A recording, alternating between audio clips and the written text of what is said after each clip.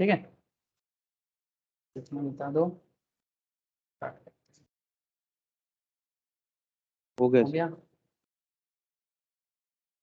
Okay, तो basically income tax class है और इनकम टैक्स में हम लोग सैलरी में बात कर रहे हैं सब। तो सैलरी में छोटा छोटा बहुत सारा प्रोविजन हम लोगों ने कर लिया, क्वेश्चन प्रैक्टिस कर रहे हैं और क्वेश्चन प्रैक्टिस के साथ साथ अगर कुछ बचा कुचा प्रोविजन है तो उसे भी थोड़ा साथ में ले लें। ठीक है, जैसे कल एक क्वेश्चन था, दो दो कॉन्सेप्ट में मैं यस्टरडे वाले क्लास में बात किया। अगर किसी का मिस है तो must go through sir yesterday वाला क्लास। इसमें मैंने रिलीफ के बारे में बात किया सर, सेक्शन 89। ठीक है, तो इनकम टैक्स में रिलीफ कैसे मिलता है सैलरीड पर्सन को। ठीक है, this is not marginal relief sir. ठीक है, मार्जिनल रिलीफ का कॉन्सेप्ट अलग होता है 87A, बट ये है सेक्शन 89 का कॉन्सेप्ट, रिलीफ का कॉन्सेप्ट।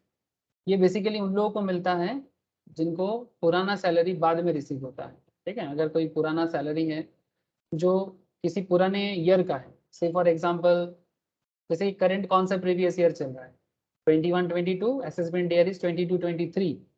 तो अगर आपको कोई पुराना 10-11 का, 11-12 का या 13-14 का कोई सैलरी उस टाइम पे मिलना था बट अब तब मिला नहीं था, अब मिल रहा है, तो ऐसे केसेस में उस सैलरी का टैक्स क्या होगा, बिकॉज वो तो पुराना इनकम था।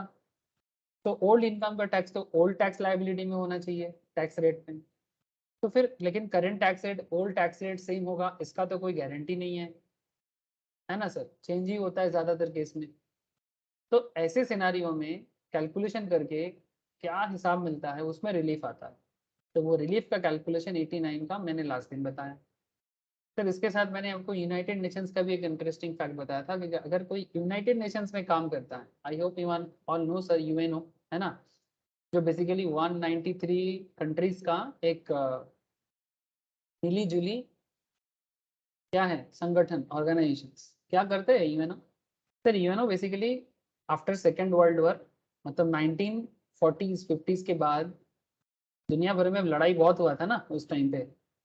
1900 1900 से लेके 1950 तक दुनिया भर में लड़ाई बहुत हुआ था, एक देश के साथ दूसरे देशों का, कंट्री के बीच में बहुत लड़ाई था, चाहे वो इंट्रा कंट्री हो चाहे वो इंटर कंट्री हो।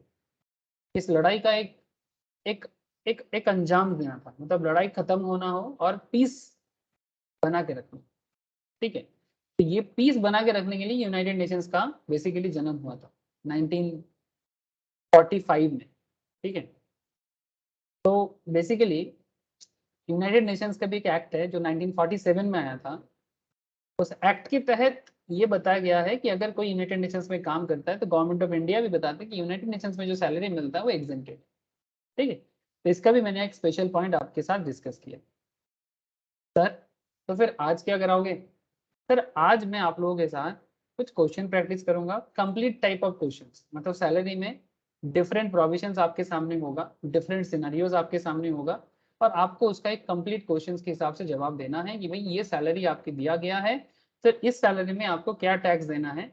मतलब अभी इंडिविजुअल बहुत प्रोविजंस पढ़ लिए सर, अब थोड़ा सा कंप्लीशंस में आएंगे। ठीक है, तो उसके साथ साथ इंडिविजुअल्स बहुत इंपॉर्टेंट है सैलरी में, each and every provision is very important. Okay sir, चाहे वो रेंट फ्री अकोमोडेशन का कैलकुलेशन हो, चाहे वो एचआरए का कैलकुलेशन हो, चाहे वो ग्रेचुइटी पेंशन लिव इन कैशमेंट का कैलकुलेशन हो, प्रोविडेंट फंड का कैलकुलेशन हो, जो भी आपके सामने आता हो, each and every calculation is important.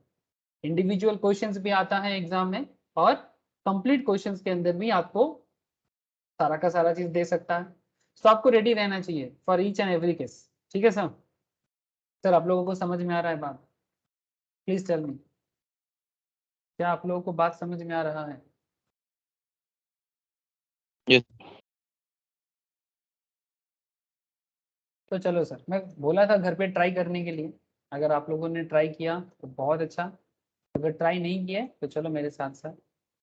वैसे तो कल मैं ये वाला क्वेश्चन करा था मिस्टर हरी का, रिलीफ का क्वेश्चन था, ओल्ड टैक्स रेट को यूज करके रिलीफ कैलकुलेशन हम लोगों ने कल किया था। सर आज मैं आपके साथ इलस्ट्रेशन 24, चलो 24 24 23 इस तरह से जाऊंगा। ठीक है, तो चलो देखते हैं क्या मतलब निकालते हैं। ये क्वेश्चन कल कंप्लीट हुआ था। ठीक है, practice, practice makes a man perfect, है ना सर। नॉलेज तो चाहिए, पर नॉलेज मिलने के बाद क्या करना है, प्रैक्टिस करना, ठीक है। इंसान कब फेलियर हो जाते हैं सर, नॉलेज ले तो लेता है कोई कोई, कोई कोई अच्छा है सर, किसी किसी का क्या है, कुछ लोग तो होते हैं सर नॉलेज नहीं लेना चाहता, कुछ लोग ऐसे होते हैं कि जो नॉलेज तो ले लेता है पर प्रैक्टिस नहीं करता। अब आप देखो आप क्या करोगे, नॉलेज विथ प्रैक्टिस या ओनली नॉलेज या फिर नो प्रैक्टिस, ठीक है। प्रैक्टिस भी करना है, नॉलेज भी लेना है, तब जाके ना बनोगे सक्सेसफुल टैक्स कंसल्टेंट। हाँ sir, as a chartered, as a company secretary, as a cost accountant आपके लिए बहुत इंपॉर्टेंट है, बिकॉज आप लोगों के पास मौका है सर एक पक्का टैक्स कंसल्टेंट बनने का।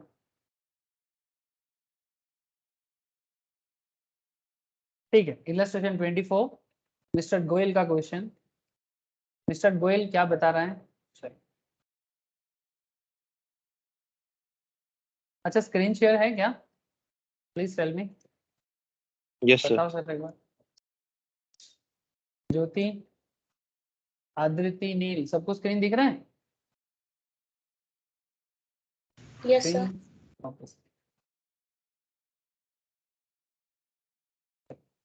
Sir, Mr. Goel received the following emoluments during the previous year ending 31st March 2022. Okay, 31st March 2022 को मिला है, मतलब बेसिकली 21-22 का हिसाब है सर। आप सबको पता है सर, मैं रोज बताता हूँ कि 21-22 में जो भी इनकम करोगे उसका टैक्स कब देना है, this is your previous year and your assessment year becomes a 22-23। ये बेसिक्स ऑफ इनकम टैक्स का लेक्चर्स अगर किसी का मिस है प्लीज एक बार गो थ्रू करो, वहाँ पर ये प्रीवियस ईयर, असेसमेंट ईयर, किसका इनकम कब टैक्स भी दिया जाता है, सब कुछ बता के रखा हुआ है सर। तो प्लीज अगर बाई चांस मिस है एक बात कर लो सर, इतना बोल रहा हूँ। अच्छा, now Mr. Goel receives the following emoluments during the previous year ending 31st March 2022. Basic pay 40,000, dearness allowance 15,000, चलो अच्छा है। बेसिक मिला 40,000 का, डीए मिला 15,000 का, कमीशन मिला 10,000 का, अरे वाह। एंटरटेनमेंट अलाउंस मिला 4,000 का, अरे वाह। मेडिकल एक्सपेंस रिम्बर्स कर दिया, किसने, एम्प्लॉयर ने रिम्बर्स किया होगा, और किसने, प्रोफेशनल टैक्स पेड, मतलब आपने पी टैक्स दिया सर, ठीक है, इसको पी टैक्स भी कहते हैं। 2,000 का प्रोफेशनल टैक्स आपने पे किया, जिसमें से 1,000 आपके एम्प्लॉयर ने आपके लिए पे किया। सर एम्प्लॉयर पे करे तो वो क्या हो जाता है, परक्विजिट्स हो जाता है ना। एम्प्लॉयर अगर आपको कॉन्ट्रेक्चुअल बेसिस में कोई पेमेंट आपके बिहाफ में एम्प्लॉयर करता है तो वो आपके लिए परक्विजिट्स पे कर रहा है सर। कुछ परक्विजिट्स टैक्स फ्री भी होते हैं, कुछ परक्विजिट्स में टैक्स भी आता है, ठीक है। जैसे कि आप लोगों ने पढ़ा होगा मोटर कार के बारे में, रेंट फ्री एकोमोडेशन के बारे में, है ना, जो थोड़ा डिटेल्स परक्विजिट्स है, ठीक है। कुछ और भी छोटा छोटा परक्विजिट्स है जो मैथ के अंदर में दे के रखा, आप एक बार, ये वाला नहीं, कहाँ चला गया,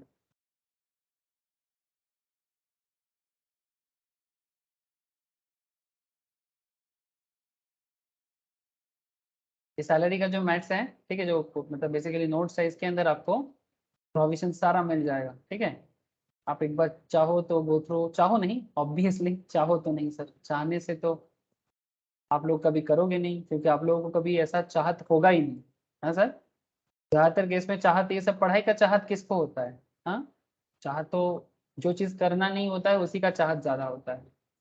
पढ़ाई छोड़ के हर चीज का चाहत होता है लोगों को, नॉलेज मतलब सीखने के लिए बोलो, कुछ ना कुछ इनका बहाना सबका है, बट सीखने के लिए बोलो तो बहाना है, बट दूसरा काम के लिए बोलो कोई बहाना नहीं सर, ये तो कॉमन फिनोमेना है, ठीक है। मैं आपको एक पार्क्विजिट्स, ये देखो सर, ये पार्क्विजिट्स का पूरा लिस्ट है, यहाँ पर पार्क्विजिट्स टैक्सेबल, ठीक है, इन केस ऑफ ऑल एम्प्लॉइज। इसमें आरएफए है, रेंट फ्री एकोमोडेशन, कंसेशन इन रेंट, ऐसा बहुत सारे एग्जांपल्स हैं, मैं बाद में इसके बारे में बात कर लूंगा। बट पार्क्विजिट्स का एक एग्जेम्पशंस कैटेगरी भी है, ठीक है, एक एग्जेम्पशंस लेवल ऑफ पार्क्विजिट्स भी आता है सर। टैक्स फ्री पार्क्विजिट्स, जैसे कि अगर आपको कंपनी की तरफ से टेलीफोन मिलता है, ट्रांसपोर्ट फैसिलिटी मिलता है, ठीक है, ट्रांसपोर्ट फैसिलिटी मिलता है, प्रिविलेज पासेस और प्रिविलेज टिकट मिलता है, ठीक है, perquisite allowed outside India by the government, कुछ ऐसे भी पार्क्विजिट्स ऐसे जिसमें गवर्नमेंट टैक्स नहीं लगाता, ठीक है, कुछ ऐसा भी पार्क्विजिट्स होता है जिसमें गवर्नमेंट टैक्स नहीं लगाता, ठीक है। बोलो sir. Hello, yes Priyakshi, good morning. Good morning sir. ठीक है, मैं अभी उतना डिटेल्स में अभी नहीं जाऊंगा, मिस्टर गोयल के क्वेश्चंस पे फोकस करता हूँ। तो commission, entertainment allowance, medical expenses, professional tax paid, mister Goyal contributes 5000 towards recognized provident fund. Provident fund के बारे में मैंने ऑलरेडी आप लोगों को नोट्स लिखा दिए। सर 5000 प्रोविडेंट फंड के लिए मिस्टर गोयल ने कंट्रीब्यूट किया। He has no other income, उसका और कोई इनकम नहीं है, जो भी था बता दिया, मतलब सिर्फ सैलरी इनकम है। डिटरमाइन करने के लिए बोल रहा है income from salary for the assessment year 22-23 कि mister Goyal is a state government employee. Sir ये एक स्टेट गवर्नमेंट का एम्प्लॉय है, मतलब सरकारी, जिसके लिए लोग पागल होते हैं। हाँ सर, जिसके लिए हम सब पागल होते हैं, सरकारी नौकरी मिल जाए जिंदगी एकदम खुशहाल हो जाए, ऐसा ही होता है ना।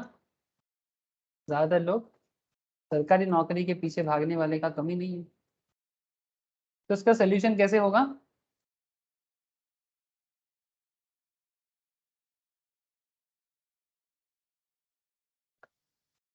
मेरे साथ चलना, कंप्यूटेशन, या फिर आगे भी चल सकते हो। Computation of salary of mister Goyal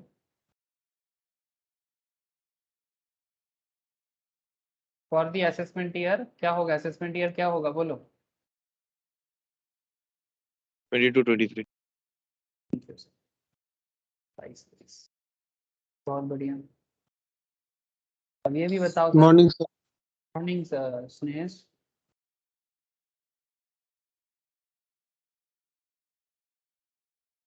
बाईस तेईस में जो कुछ भी मिला है उसका लिस्ट बना लेते हैं, और क्या लिस्ट ही बनाना है, मतलब किसको लेना है किसको नहीं लेना, यही तो टैक्स का मेन खेल है। एक पर्टिकुलर और दो अमाउंट का कॉलम बना लेते हैं, एक इनर और एक आउटर। एक में भी हो सकता है, नो इशू, ऐसे ही बना दिए सर। अब बताइए, बेसिक सैलरी कितना मिला है इसको? मिस्टर गोयल को, गोयल साहब को बेसिक कितना मिला है सर?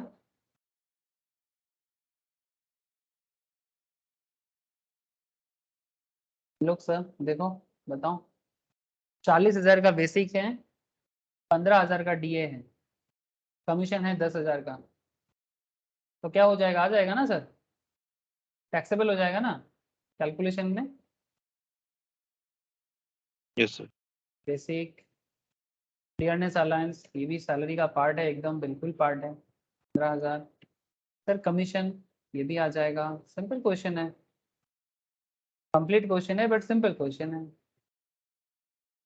कमीशन है 10,000 का। सर एंटरटेनमेंट अलाउंस भी है इसका, कितने का एंटरटेनमेंट है? 4,000 का। ठीक है, कमीशन है 10,000 का, एंटरटेनमेंट है 4,000 का। मेडिकल एक्सपेंस रिम्बर्स हुआ है। अच्छा, एंटरटेनमेंट का क्या करें, आएगा कि नहीं आएगा बताओ?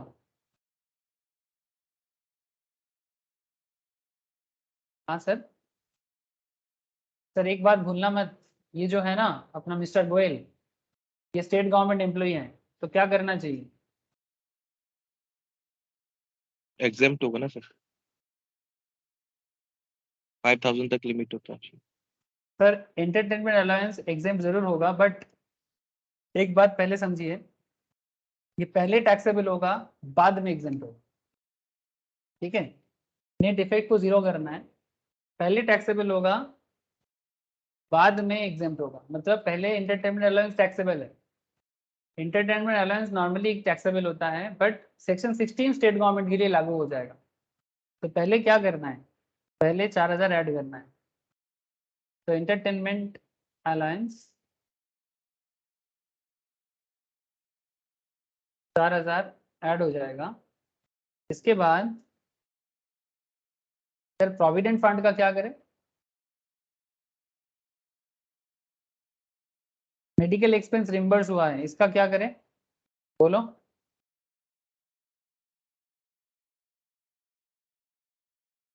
अभी ऐड होगा फिर इसमें मिलेगा ना सर, एम्प्लॉयर ने दिया तो उसमें तो डिडक्शन मिलेगा ना।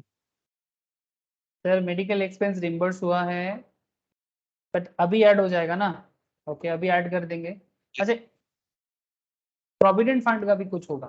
मिस्टर गोयल ने 5,000 टुवर्ड्स रिकॉग्नाइज प्रोविडेंट फंड दिया। He has no other income, आपको पूछता है कि क्या होगा, तो रिकॉग्नाइज प्रोविडेंट फंड का क्या करें? अगर एम्प्लॉय कंट्रीब्यूट करता है अपने ही रिकॉग्नाइज प्रोविडेंट फंड में, क्या ये टैक्सेबल है? एम्प्लॉय कंट्रीब्यूशन नहीं, बोलो। टैक्सेबल नहीं। एम्प्लॉयर कंट्रीब्यूशन अगर सैलरी का 12.5% याद है ना, 12.5% के ऊपर जाएगा तो टैक्सेबल। अगर इंटरेस्ट ऑन एम्प्लॉयर कंट्रीब्यूशन है तो 0.5 कितना? 9.5% है तो 9.5 टैक्सेबल। Thank you sir.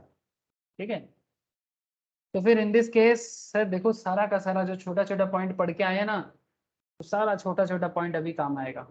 इसीलिए बोलते हैं सर सैलरी बेसिकली एक असेंबल है, छोटा छोटा चीज को असेंबल करो तो सैलरी का जुड़ जाए। ठीक है, अच्छा एंटरटेनमेंट आ गया, प्रोविडेंट फंड ना, प्रोविडेंट फंड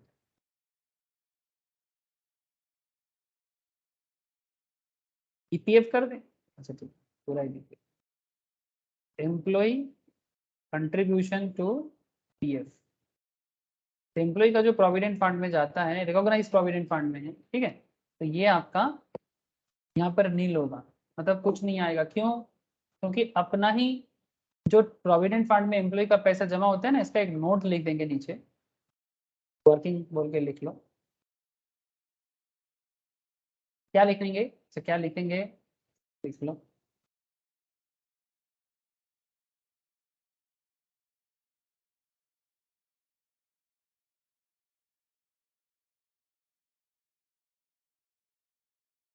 एम्प्लॉय कंट्रीब्यूशन, बस इतना लिख लो, employ contribution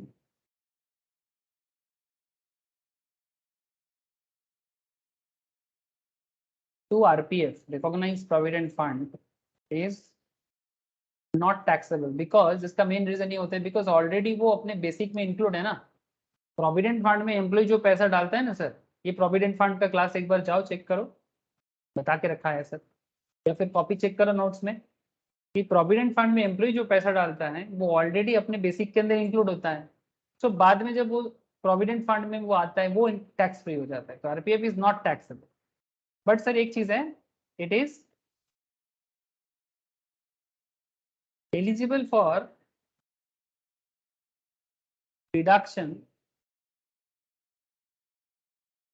under section 80C, है ना सर? अंडर सेक्शन 80C में ये एलिजिबल फॉर डिडक्शन, मतलब हम लोग 80C का जो कंप्लीट इनकम के बाद, मतलब टोटल इनकम का क्वेश्चन के बाद जो 80C का एरिया होता है वहां पर हम इसको डिडक्ट कर सकते हैं। ठीक है, आरपीएफ में 1.5 लाख तक मिलता है सर, 1.5 लाख तक आपको छूट मिल सकता है, एलआईसी वगैरह सब मिला जुला के 80C 80CC, है ना? याद है? अगर किसी ने डिडक्शन का क्लास किया है तो उनको जरूर याद होगा 80C से 80U का, या फिर बाद में जब करेंगे तब एक बार फिर से देख लेंगे। अच्छा, तो एम्प्लॉय प्रोविडेंट फंड में जो देगा वो तो टैक्स फ्री हो गया, मतलब यहाँ पर टैक्सेबल नहीं है। अच्छा, मेडिकल एक्सपेंस रिम्बर्स, इसको भी क्या करना चाहिए सर? अभी तो देंगे,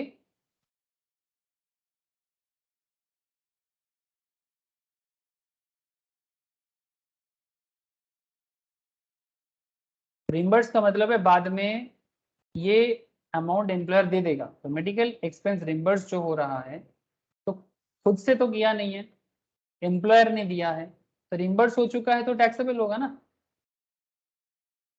मतलब आपने अपने मेडिकल एक्सपेंस किया था बट बाद में आपके एम्प्लॉयर ने वो पैसा आपको रिम्बर्स कर दिया, इसका मतलब खर्चा एक्चुअली एम्प्लॉयर ने किया, है ना? ये परक्विजिट्स है ना सर, अलाउंसेस है ना? बात समझ रहे हो सर? बेसिक्स में एकदम स्टार्टिंग में सैलरी का जो स्टार्टिंग क्लासेस था उसमें ये सब के बारे में बात हुआ था। तो 25,000 हो गया। अच्छा, और कुछ प्रोफेशनल टैक्स का क्या करें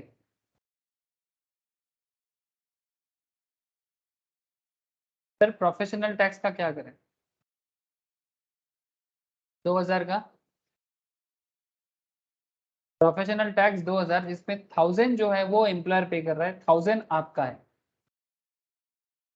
मतलब एक्चुअली आपका ही 2,000 है जो आपका आपको ही पे करना चाहिए, बट उसमें से 1,000 एम्प्लॉयर दे रहा है।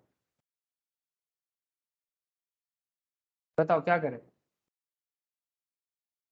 सर? आप खुद के इनकम से टैक्स भरोगे, वो तो आपका एक्स्ट्रा बेनिफिट तो नहीं है, बट जो बेनिफिट आपको एम्प्लॉयर दे रहा है वही एक्स्ट्रा बेनिफिट है ना।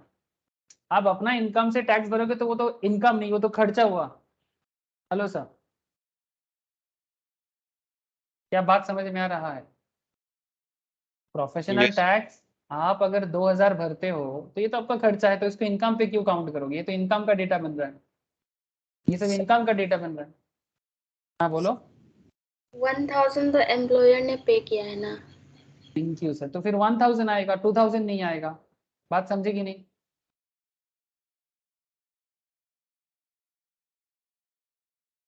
तब तो सिर्फ 1000 आएगा, 2000 तो नहीं आएगा ना। जो एम्प्लॉयर दे रहा है वो आपके लिए इनकम, बिकॉज वो आपको करना नहीं पड़ा, you don't need to pay. Instead of that your employer will pay in behalf of you. ठीक है, तो when your employer pay on behalf of you then this is your perquisites, है ना। तो ये आ जाएगा, इनकम आ जाएगा। सर और कुछ है क्या जो आपको इनकम के तौर पे मिला है? Anything else? आई थिंक सारा चीज हो गया। टोटल करके बताओ ना मुझे।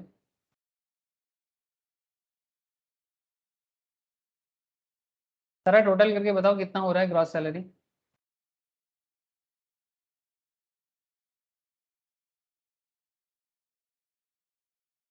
बोलो सर बोलो। 95,000।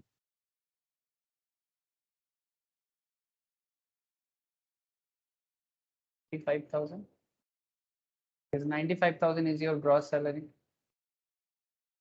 तो ये तो बहुत सिंपल काम था सर, इसमें तो कुछ झमेला नहीं था। एक प्रोविडेंट फंड को अगर बस समझ लेता काम खत्म था। लेकिन सर कुछ बात है जो यहाँ पर इम्पोर्टेंट है। सर आप क्वेश्चन में जान आता है, इस क्वेश्चन का मेन बात यहाँ पर है डिडक्शन अंडर सेक्शन 16। इस क्वेश्चन का मेन फैक्टर यहीं पर है। सर बताओ सेक्शन 16 के अंदर क्या क्या आता है? एक तो सर वो स्टैंडर्ड डिडक्शन 50,000 का। अंडर सेक्शन 16 सबसेक्शन 1A ये आपका स्टैंडर्ड डिडक्शन है। स्टैंडर्ड डिडक्शन कितना मिलता है बोलो sir? You all know this. 50,000। Up to 50,000।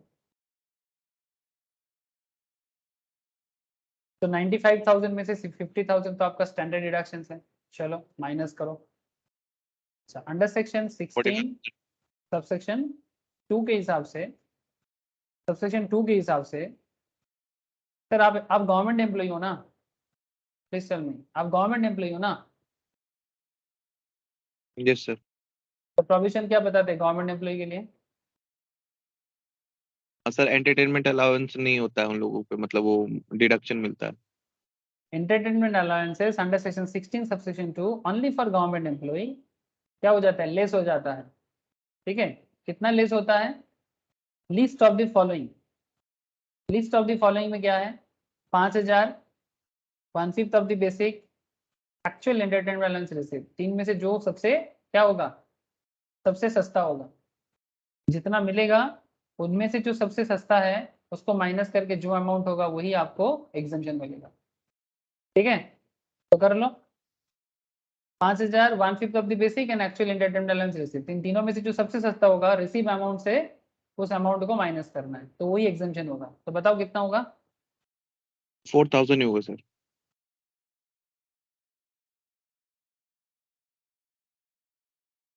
ये सब कोई कैलकुलेशन किया है रे सर? बोलो प्रियाक्षी, ज्योति, क्या आंसर आया? सर 4,000 कोई करेंगे, सबसे कम वही है।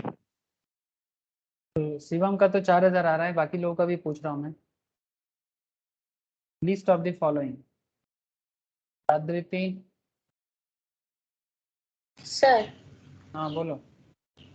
एक चीज डाउट हो गया, मतलब कि अभी आपने बोल दिया कि जो अमाउंट रिसीव हुआ उससे जो लिस्ट ऑफ द फॉलोइंग होगा उसको माइनस करने से तो नील अमाउंट आ जाएगा। 3 ला जाएगा, ऐसा क्या? एंटरटेनमेंट अलाउंसेस कितना मिल रहा है? 4,000।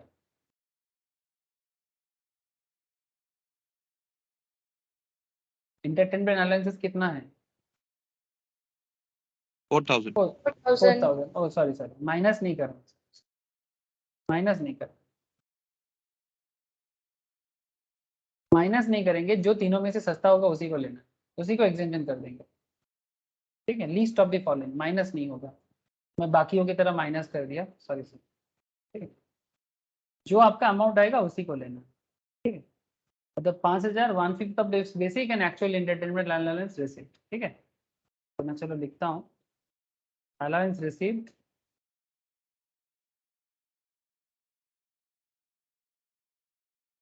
थैंक यू ज्योति, माइनस नहीं कर रहे, रिसीव कितना हुआ 4,000, point B 1/5 of basic salary.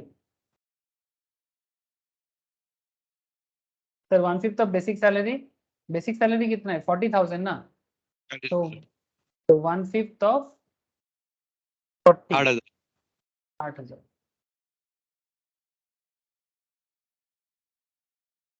And C statutory amount जो है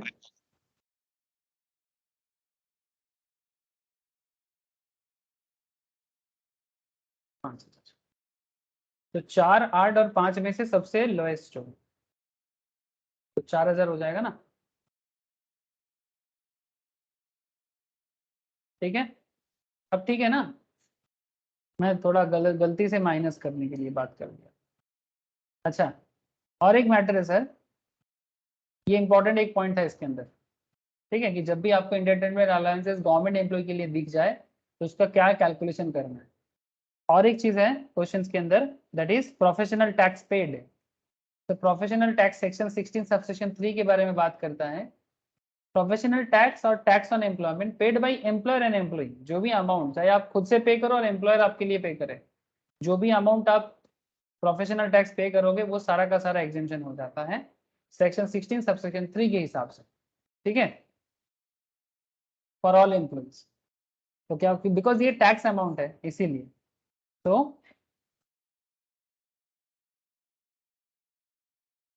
under section 16 subsection 3 professional tax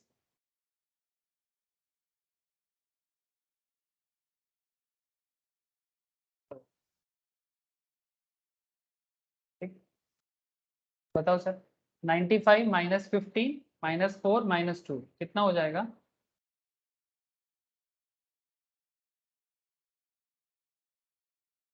$39,000।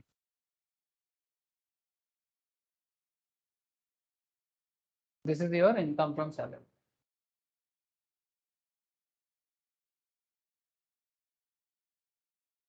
ठीक है, समझ में आया सर? ऐसा बहुत सारा अलग अलग प्रोविजन हो सकता है, ये मिस्टर गोयल का हिसाब था। मिस्टर गोयल को इतना इनकम फ्रॉम सैलरी माना जाएगा, मतलब इनका अगर और कोई इनकम तो इसका है नहीं, और कोई इसका इनकम तो है नहीं, सैलरी इनकम ही है, तो सिर्फ 39,000 ही इसका सैलरी इनकम मानेंगे, और क्या, सिर्फ 39,000 ही इसका सैलरी इनकम मानेंगे, बाकी और कुछ नहीं मानेंगे। बस अगर बाकी कुछ और इनकम होगा like house property income, BP income, तो फिर उन सबको जोड़ जाड़ के टैक्सेबल इनकम आ सकता है, but currently he has no other income.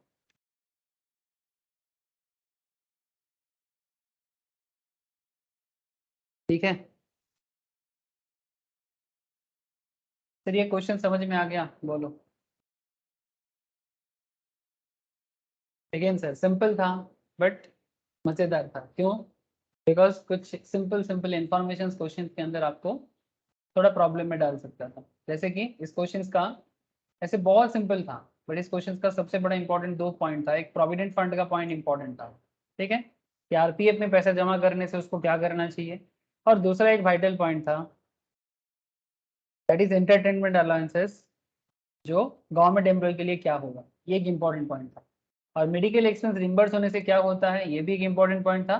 And professional tax इस 2000 का क्या करे, जो एम्प्लॉयर दे रहा है उसका क्या करे, और जो एम्प्लॉय दे रहा है उसका क्या करे, पहले कितना टैक्सेबल होगा, बाद में कितना एग्जेंटेड होगा।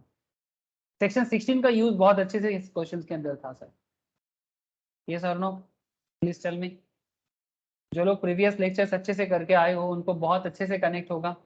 अगर सैलरी का सारा क्लास आपने अच्छे से किया है सर, ये सैलरी का मोस्ट ऑफली 10th लेक्चर्स है, अगर 8-9 लेक्चर्स पुराना लेक्चर्स अगर अच्छे से किया आपने तो आपको दिक्कत नहीं होगा अंडरस्टैंडिंग में। बट अगर बाई चांस आपका क्लास मिस है तो आपको थोड़ा सा प्रॉब्लम हो सकता है, इसलिए मैं एक ही बात करूंगा, सारा का सारा lectures line by line go through कर लो, कोई डाउट हो तो पूछ लो। ओके सर आगे बढ़े, दूसरा क्वेश्चन करें क्या? ये वाला क्वेश्चन क्या बता रहे हैं? इलस्ट्रेशन 23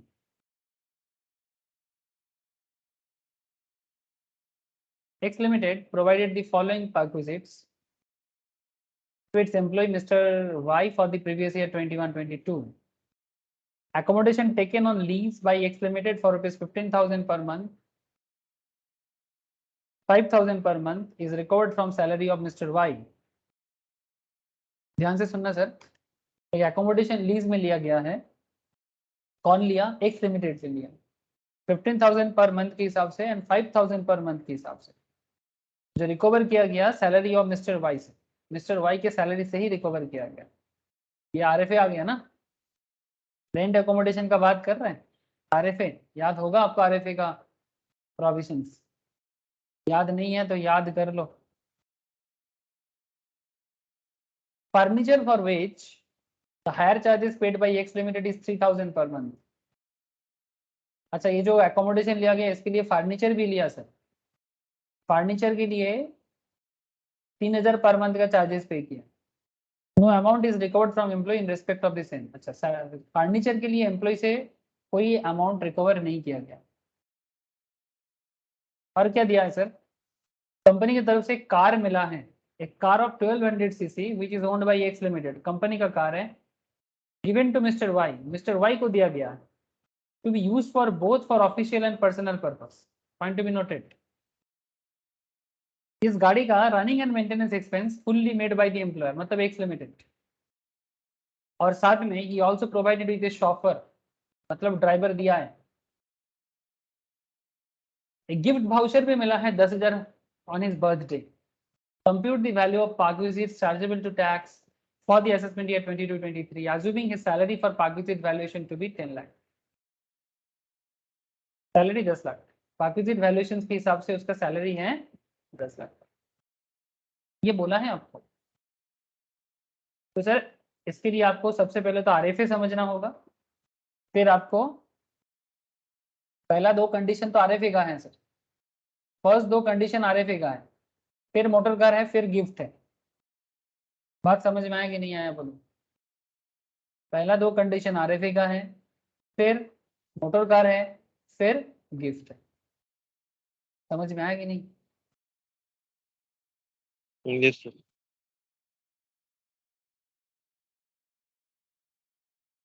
तो क्या होगा? आरएफए का याद आ रहा है कुछ? हाँ आरएफए स्टार्टिंग में ही मैंने आप लोगों के साथ प्रोफार्मा में बात किया था आरएफए के बारे में, और मैं बोला था भूलना नहीं, आरएफए को भूलना नहीं, आरएफए को भूलोगे तो आरएफए आपको भुला देगा, भूलना नहीं चाहिए आरएफए को।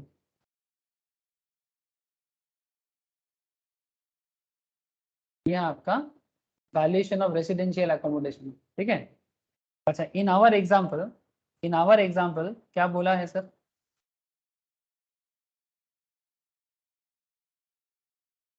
लीज पे लिया ना,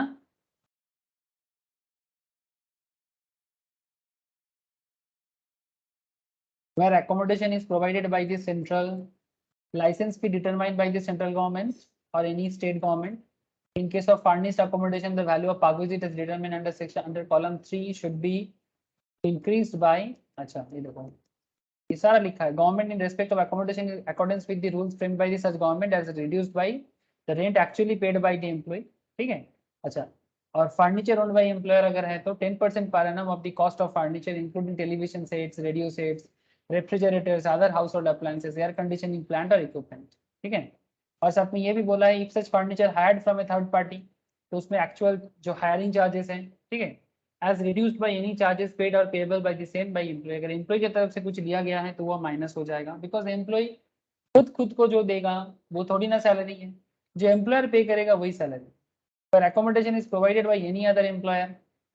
अच्छा पॉपुलेशन एक इंपॉर्टेंट मैटर काम करता है यहाँ पर,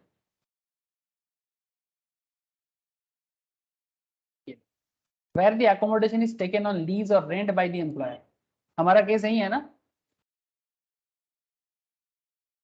अलग अलग केसेस हो सकता है सर। आवर केस क्या है? What is our case? In our case, accommodation is taken on rent or lease. Yes or no? बोलो सर. एक्स लिमिटेड ने एकोमोडेशन लिया लीज पे 15,000 पर मंथ और उसमें से 5,000 वाई के सैलरी से लिया गया. ठीक है सर, बात समझ में आ रहा है? और कुछ ऐसा है जो हमें थोड़ा याद करना चाहिए, जैसे कि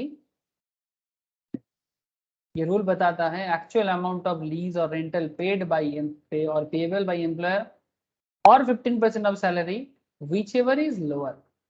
जो एक्चुअल अमाउंट ऑफ रेंट पे कर रहा है और 15% ऑफ सैलरी, इसमें से जो लोअर होगा उसको लिया जाएगा as reduced by the rent if any actually paid by employ. अगर कोई अमाउंट एम्प्लॉय से रिकवर होता है तो उसको माइनस कर देना चाहिए, है ना, बिकॉज एम्प्लॉय जो पेमेंट करेगा वो तो पार्क्विजिट्स नहीं है ना सर. एम्प्लॉय जो पेमेंट करेगा वो पार्क्विजिट्स नहीं है. ठीक है. अच्छा, तो value of perquisites as determined under column 3 should be increased by if furniture is owned by the employer. अच्छा, हमारे केस में फर्नीचर का क्या खेल है? Furniture for which the charges paid by X limited. कौन दे रहा है फर्नीचर का?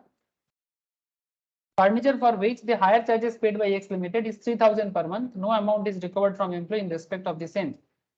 तो RFA का अमाउंट बढ़ सकता है अगर increase by if furniture is owned by employer. अच्छा, ओन तो नहीं है, फर्नीचर ओन तो नहीं है सर, हायर किया गया है. If such furniture is hired from a third party the actual higher charges payable for the same. और उस हायर चार्जेस के अंदर अगर कोई अमाउंट एम्प्लॉय से लिया गया है तो उसको माइनस कर दिया जाएगा. बस इतनी सी बात है, और तो कुछ है नहीं. तो बोलो आरएफए का क्या होगा? देखो सर, प्रोविजन अगर क्लियर है तो कौन आपको रोकता है? बताओ, सही कि नहीं? अगर प्रोविजंस क्लियर है तो कोई रोकेगा आपको? कोई नहीं रोक सकता. बोलो सर. ये मैं पहले भी बता के रखा था, ऐसा नहीं कि फर्स्ट टाइम बताया आपको. फर्स्ट टाइम बताते तो आपको होता, लेकिन ये फर्स्ट टाइम बात तो नहीं कर रहे हैं, पहले भी इसके बारे में बात हो चुका है.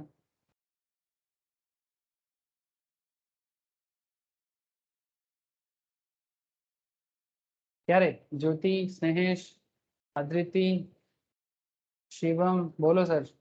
नील, समझ में आ रहा है? Yes sir. एक काम करो, computation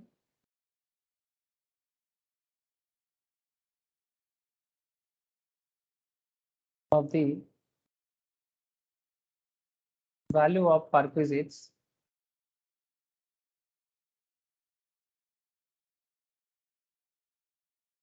chargeable to tax in the hands of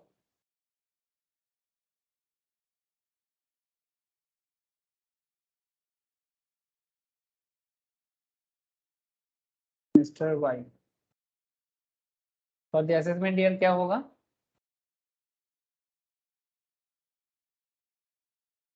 22, 23. Relevant previous year क्या होगा? 21, 20. ठीक है शिवम, बोल. नील, ठीक है ना? हेडिंग सही है? एकदम बिल्कुल सही है. Yes sir. अब इसमें एक पर्टिकुलर बना लो और अमाउंट का कॉलम बना लो.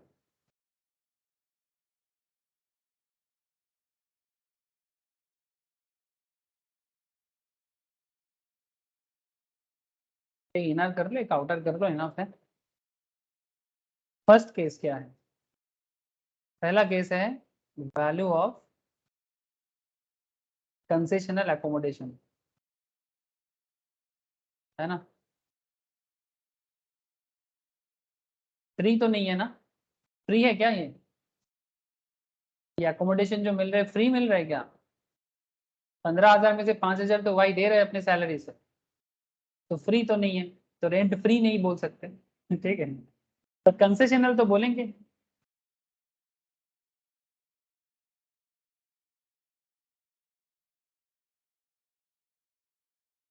क्या रूल है सर? रूल लिखना पड़ेगा. Actual amount of lease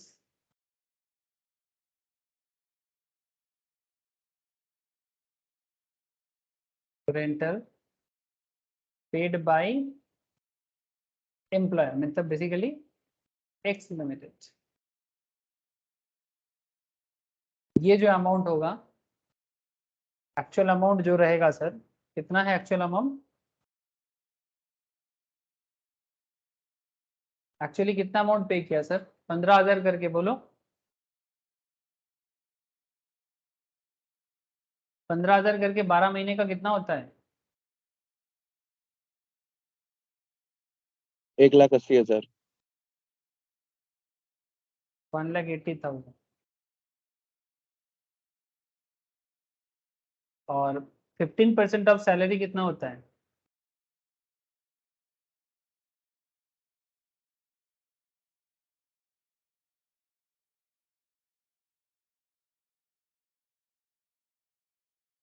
fifteen percent of salary कितना होगा?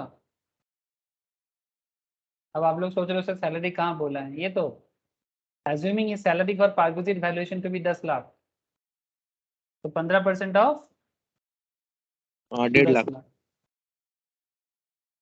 ढूंढ रहे थे, सैलरी ढूंढ रहे थे ना, क्वेश्चन भूल गए।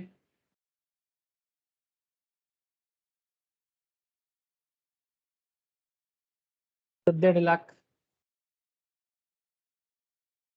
अब रूल क्या कहता है? इन दोनों में से, इन दोनों में से जो क्या होगा,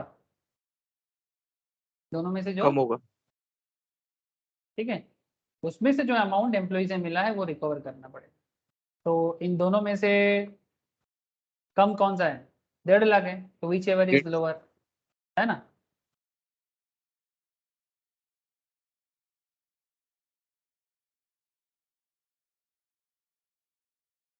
which ever is lower. Sir एक सेकेंड होल्ड करना।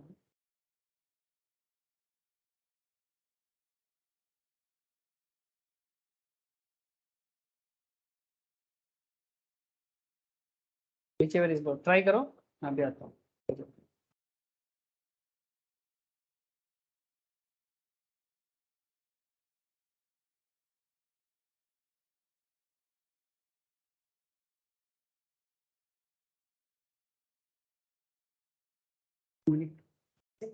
কথা বলো তুমি, চাবিটা দিও।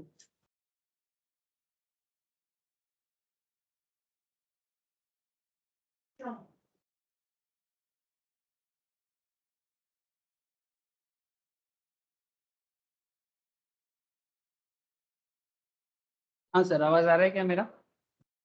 प्लीज टेल मी, साउंड आ रहा है ना? Yes sir. Which ever is lower हो गया 1.5 लाख, तो पुट कर दो 1.5 लाख। अच्छा 1.5 लाख में से माइनस क्या होगा? 5,000 करके पर मंथ जो दिया है 60,000 रुपए। Rent paid by mister Y, 5,000 करके जो उसके सैलरी से दिया गया, तो 5,000 इंटू 12 करके 60,000, ले लो 60,000। 1.5 लाख में से 60,000 चला जाएगा तो कितना होता है? 90,000। ठीक है। अच्छा लेकिन ये तो नॉर्मल हो गया, लेकिन कुछ और भी काम बाकी है। ये नॉर्मल आरएफए ठीक था, बट इसमें कुछ और एडिशन हो जाएगा।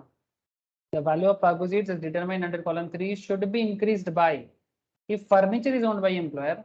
लेकिन इस केस में एम्प्लॉयर ओन नहीं किया, हमारे केस में, हमारे केस में हायर किया गया, और हायर करने के लिए 3,000 का चार्जेस भी है पर मंथ का, और इसमें से कोई अमाउंट एम्प्लॉय से रिकवर नहीं हुआ है। तो क्या कहते हो, प्लस क्या हो जाएगा? Higher charges paid by X limited for furniture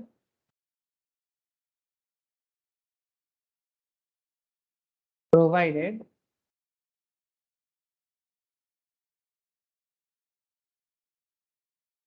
for the use of Mr. Y। सही है ना? तो 3000 करके 12 मंथ का 36,000 ऐड हो जाएगा।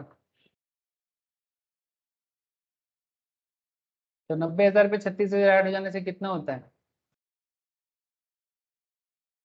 1,26,000। 1,26,000। 1,26,000 तो आउटर में कितना? ये हो गया आपका कंप्लीट आरएटी का colour. Any doubt sir? Clear है ना सबको? Yes sir. बोलो। ऐसे पढ़ना है तब ना कर पाओगे। तब इस तरह से प्रोविजंस का क्लैरिटी होना चाहिए, नहीं तो गलत हो जाएगा। प्रोविजंस का प्रॉपर क्लैरिटी होना बहुत जरूरी है। अगर प्रोविजंस पे गड़बड़, क्वेश्चंस गड़बड़, जान के भी अनजान रह जाओगे सर। अच्छा, ये हो गया हमारा पहला बात। क्वेश्चन 1 का हिसाब हो गया, मतलब 1-2 पॉइंट कवर कर चुके हैं। अब सर कार का क्या होगा? 1200 सीसी का कार है। कार कंपनी का है, मतलब एक्स लिमिटेड का है, एम्प्लॉय को दिया जा रहा है। ऑफिशियल एंड पर्सनल दोनों पर्पस में यूज होता है। रनिंग मेंटेनेंस भी एक्स लिमिटेड करता है, शॉफर भी साथ में दे रहा।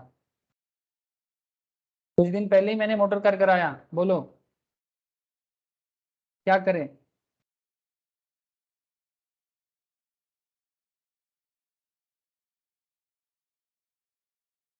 क्या करें? पॉइंट नंबर 1 हो गया। सर जो अमाउंट एम्प्लॉयर दे रहा है वो तो टैक्सेबल होगा ना। और क्या ऑब्वियसली ना। कहते हैं, 9 मंथ और 900 करके पर मंथ जो शॉपर को दे रहा है उसको भी करेंगे। तो परक्विजिट वैल्यू ऑफ, कुछ दिन पहले ही हम लोग मोटर कार को डिटेल्स में जाने से, motor car owned by X limited, company का गाड़ी है, मतलब एम्प्लॉयर का गाड़ी है, and provided to mister Y, provided to mister, गाड़ी कंपनी का है बट गाड़ी प्रोवाइड किया जा रहा है एम्प्लॉय को। ठीक है, क्या पर्पस है? For personal and official purpose या ऑफिशियल यूज। इसका रूल्स है कितना करके बोलो।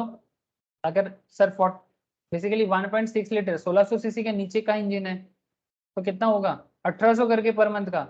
हाँ सर, दो हिसाब होता है ना, 1800 सीसी 1600 सीसी के ऊपर का इंजन है, 1.6 लीटर के ऊपर का या 1.6 लीटर का नीचे का। ऊपर होने से 2400 होता, नीचे है तो फिर 1800 पर मंथ होगा। सर भूल गए आप लोग।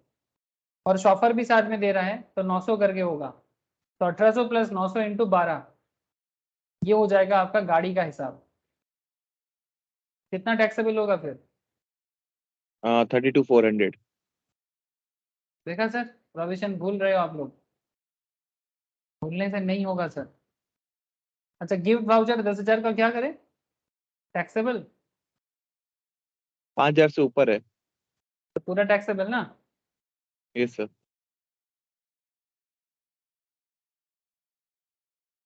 वैल्यू ऑफ गिफ्ट वाउचर 10,000 का पूरा टैक्सेबल है। इसमें एक नोट लिख लो, एक नोट में बाद में बता देता हूँ।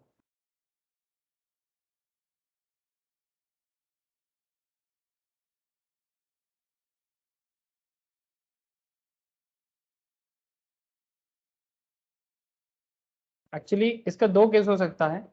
कभी ऐसा भी होता है कि 5,000 के ऊपर 10,000 के ऊपर जितना होगा उसी को लिया जाता है। ठीक है, तो इसका दो अल्टरनेट व्यू होता है। तो वैल्यू ऑफ गिफ्ट वाउचर हम लोग यहाँ पर 10,000 को पूरा का पूरा ले लिए, बट इसका एक दूसरा पॉइंट ऑफ व्यू भी होता है कि जितना एक्सेस होगा, इन एक्सेस ऑफ 5,000 भी लिया जाता है। दोनों में से कोई भी ये कर सकते हैं आप। ठीक है, पूरा अमाउंट भी होता है और एक्सेस अमाउंट भी लिया जाता है 5,000 से। सर हम लोगों ने इसको ले लिया, बट आप ऑल्टरनेट व्यू भी ले सकते हो, नो प्रॉब्लम। वही मैं नोट पे एक्चुअली बताने वाला था। चल लिख लो note.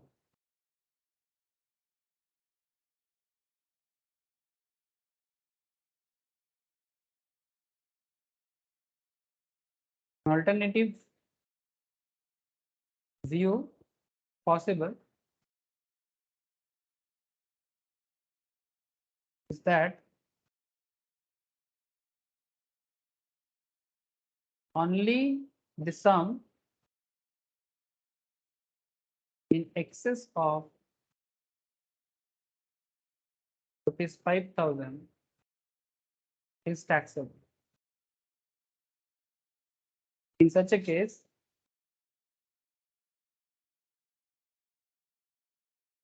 the value of perquisites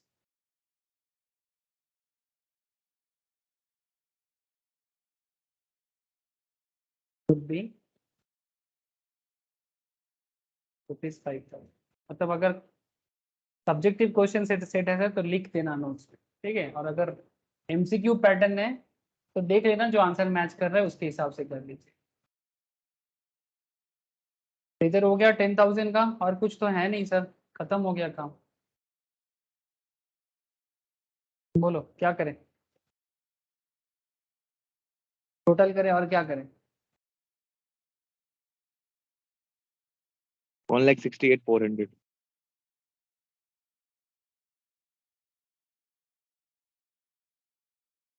value of perquisite taxable chargeable to tax, ठीक है. Value of perquisites chargeable to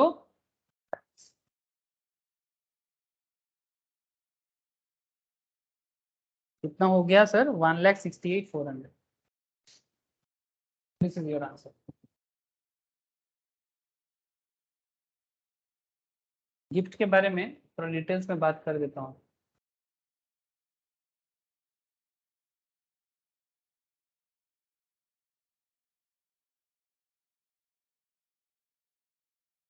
आप लोग एक बार नोट्स को जरूर गो थ्रू कीजिए सर.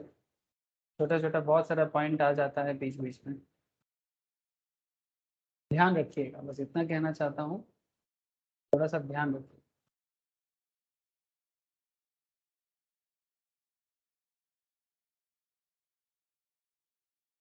टैक्स फ्री परक्विजिट्स ये सब हो गया.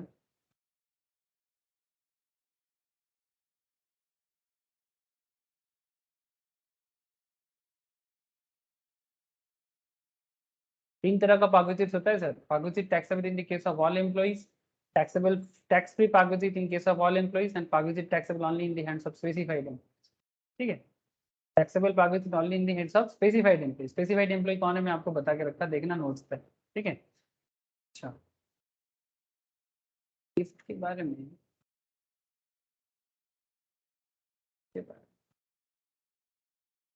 वैसे जो मैंने बताया वही है, पर थोड़ा डिटेल्स में पढ़ने के लिए मैं आपको दिखाना चाहता हूँ कि कहाँ मिलेगा.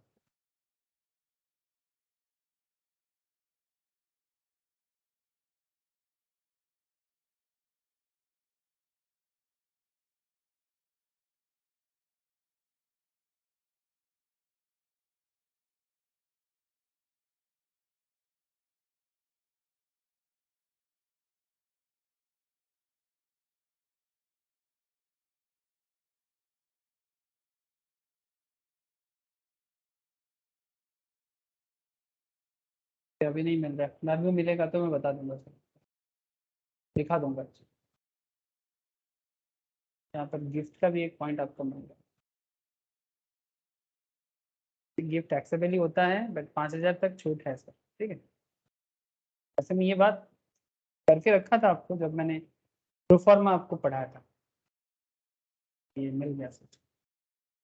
Value of gift voucher or token in lieu of such gift. The value of any gift or voucher or token in lieu of which such gift may be received by the employee or by member of his household, ceremonial occasion or otherwise, from the employer shall be desired determined as the sum equal to amount of such gift. However, if the value of such gift, voucher or token as the case may be is below 5,000, the aggregate during the previous year the value of purchase shall be taken as nil. अगर 5,000 के नीचे है तो पूरा का पूरा value नील हो जाता है, ठीक है.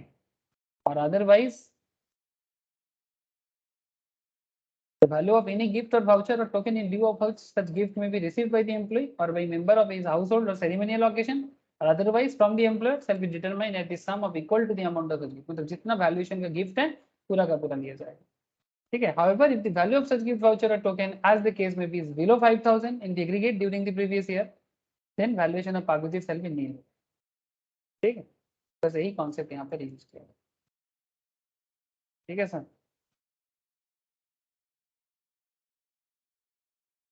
बस इस तरह से अलग अलग थोड़ा क्वेश्चंस करोगे तो आपको और भी अलग अलग ऐसा पॉइंट मिलेगा। अच्छा बोलो, क्वेश्चन तो हो गया। 1,68,400 यही था इस क्वेश्चन का हिसाब। समझ में आ गया सर? एक्स लिमिटेड, बोलो। Any doubt? ज्योति, नील, तलमिसा, प्रियाक्षी, स्नेहेश, शिवम, पूजा कैसे?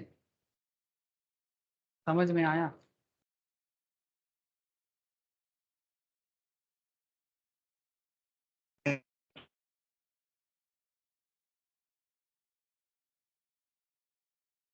सर ये क्वेश्चन, अच्छा क्वेश्चन देखो। ABC company limited allotted 1000 sweat equity share. Sir आप लोग स्वेट इक्विटी शेयर जानते हो?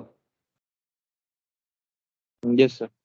कंपनी लॉ में पढ़ाया जाता है, अकाउंट में भी पढ़ाया जाता है, कंपनी अकाउंट। क्या होता है बोलो, स्वेट इक्विटी शेयर क्या होता है?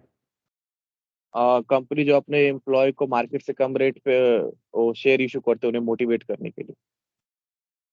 कंपनी जब अपने एम्प्लॉय को मार्केट से कम रेट में इक्विटी शेयर देते हैं उनको मोटिवेट करने के लिए। Thank you sir. तो उसको स्वेट इक्विटी शेयर कहा जाता है, मतलब बेसिकली पसीना का शेयर, ऐसा बोल सकते हैं। पसीना बहाया कंपनी के लिए। कंपनी कैसे बनता है? एम्प्लॉय से बनता है। तो क्योंकि कंपनी एम्प्लॉय से बनता है और एम्प्लॉय ने कंपनी के लिए इतना कुछ किया, तो एम्प्लॉय को स्वेट इक्विटी शेयर दिया जा रहा है। तो AB company limited allotted 1000 sweat equity share. ऐसे तो ये कंपनी लॉ में डिटेल्स में बात होता है सर। श्री चांद इन जून 2021 कब दिया गया? जून 2021, मतलब 21-22 में ही मिला। The shares were allotted at 200 per share as against the fair market value of 300 per share। Market value है 300 करके, अगर ओपन मार्केट में खरीदना है तो 300 करके खरीदना होगा, लेकिन कंपनी आपको 200 में दे रहा है। रिसेंटली ऐसा एक कंपनी के साथ हुआ है, उसके साथ हुआ है रिसेंटली एक कंपनी है सर, श्याम मेटेलिक्स बोलते हैं।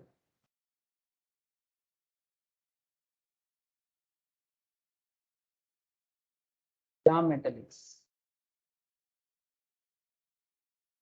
ये वाला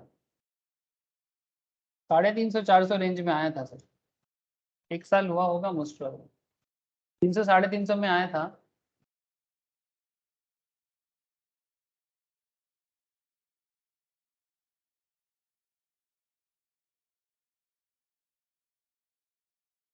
पुराना, एक साल हो गया। मुझे जितना याद आ रहा है मैं उसी से बता रहा हूँ आपको।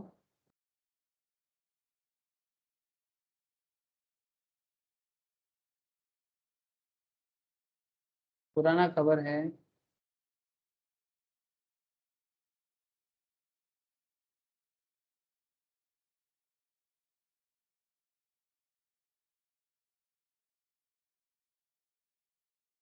मतलब कंपनी अपने एम्प्लॉय को ना थोड़ा सस्ता में दिया था।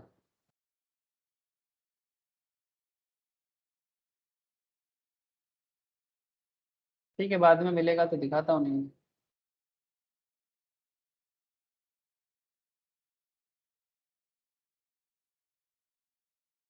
अभी नहीं मिल रहा है, ठीक है, बाद में मिलेगा तो दिखाता हूँ सब। ठीक है, मतलब बेसिकली इस केस में हुआ था कि कंपनी अपने एम्प्लॉयज को थोड़ा मार्केट रेट से कम दाम में दिया। ठीक है, ओल्ड न्यूज़ को ढूंढना थोड़ा मुश्किल हो जाता है सर। 303 से 306 के बीच में आया था। ठीक है, क्वेश्चन को समझते हैं, टैक्स स्टेटमेंट को देखते हैं। तो 300 का मार्केट शेयर 200 में दे रहा है। The date of exercise of option by the allottee Sri Chand, the fair market value was computed in accordance with the method prescribed under the Act. What is the perquisite value of sweat equity shares allotted to Sri Chand? Sri Chand को ये perquisite कितना amount माना जाएगा? And in case of subsequent sale of those shares, जब बाद में employee तो Sri Chand तब उसको सेल करेगा, what would be the cost of acquisition of those sweat equity shares? उसको कौन सा दाम माना जाएगा? ये है क्वेश्चन। क्वेश्चन समझ में आया आप लोगों को? Please tell me sir. Yes sir. ठीक है, तो इसमें इसका जो कैलकुलेशन होता है कैसे होता है, स्वेट इक्विटी में कैलकुलेशन कैसे होगा, टैक्स ट्रीटमेंट क्या होगा sir? As per section 17 subsection 2 clause 6, ठीक है। The value of Sweat equity shares chargeable to tax as per perquisite shall be the fair market value of such shares on the date which the option is exercised by the SEC as reduced by the amount actually paid by or recovered from the SEC in respect of such shares. तो fair market value कितना है? 1000 share 300 करके कितना होता है? 3 लाख, ठीक है। इसमें से अमाउंट रिकवर कितना हुआ है श्री चांद से? 1000 इंटू 200 करके 2 लाख, है ना। 3 लाख से 2 लाख चला गया, तो value of perquisites of sweat equity share allotted to Shri Chand कितना हो जाएगा? 1 लाख। मतलब कंपनी ने बेसिकली एम्प्लॉय को कितना बेनिफिट दिया सर? 1 लाख का बेनिफिट दिया ना। अगर मार्केट से खरीदना होता तो 3 लाख देना पड़ता, यस ना। मार्केट से बाई करना होता तो 3 लाख देना पड़ता, बट आप एम्प्लॉय हो इसीलिए आपके लिए 1 लाख का छूट, और यही छूट आपके लिए क्या बन गया? पार्क्विजिट्स बनने गया। तो value of perquisites of sweat equity shares allotted to Shri Chand is 1 lakh, ठीक है। अच्छा, अब बाद में जब इसका कैपिटल गेन होगा, as per the section 49 subsection 2AA, ये कैपिटल गेन का सेक्शन है, where capital gain arises from transfer of sweat equity shares, उस टाइम पे कॉस्ट ऑफ एक्विजिशंस माना जाएगा। तो कॉस्ट ऑफ एक्विजिशंस क्या माना जाएगा? Cost of acquisitions of such shares shall be the fair market value which has been taken into account for perquisite valuation under section 17 subsection 2 clause 6, the provision of section 49 जो capital gain में discuss करेंगे, ठीक है। Therefore, in case of subsequent sale of sweat equity shares by Sri Chand, the cost of acquisition should be 3 lakh. जो fair market value है ना sir, उसी को एक्विजिशन कॉस्ट माना जाएगा, ना कि डिस्काउंटेड कॉस्ट। मतलब ऐसे तो श्री चांद ने 200 करके ही बाई किया, बट जब कैपिटल गेन कैलकुलेशन होगा तो 300 करके ही बाई माना जाएगा। बट इसके डिटेल्स बातचीत हम लोग कैपिटल गेन चैप्टर में करेंगे। बट इतना आपको समझ में आ गया कि फेयर मार्केट वैल्यू क्या करना चाहिए, मतलब सॉरी, कॉस्ट ऑफ एक्विजिशन क्या पकड़ना होता है। बोलो सर। मतलब सिंपल बात है, मानो कि बाद में ये 200 का शेयर 400 में चला गया, तो आपको कितना गेन हो गया? ऐसे तो आपको गेन हुआ 200, लेकिन मार्केट के हिसाब से गेन कितने का हुआ? एम्प्लॉय को गेन हुआ 200 पर शेयर का, बट मार्केट के हिसाब से टेल मी सर 300 का शेयर 400 हुआ, तो मार्केट के लिए 100 का पर शेयर का गेन हुआ। तो मार्केट के हिसाब से ही आपका कॉस्ट ऑफ एक्विजिशन ट्रीटमेंट होगा कैपिटल गेन में, ना कि 200 के हिसाब से। मतलब ये आपके लिए बेनिफिट है ना। बोलो समझ में आया कि नहीं? कैपिटल गेन कम होगा तो टैक्स कम देना पड़ेगा, कैपिटल गेन ज्यादा हो जाएगा तो ज्यादा टैक्स देना पड़ेगा। अरे समझा करो सर, बोलो क्लियर हुआ? स्वेट इक्विटी शेयर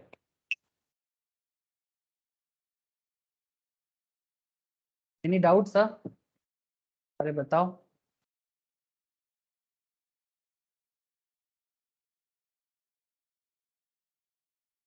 सर चुप क्यों हो, बोलो समझ में आया? Yes sir. Yes sir. अच्छा, बाकी सब आदृति, ज्योति, नियेश, नील, किसी का आवाज नहीं आ रहा है? क्लियर हुआ कि नहीं हुआ? Yes sir.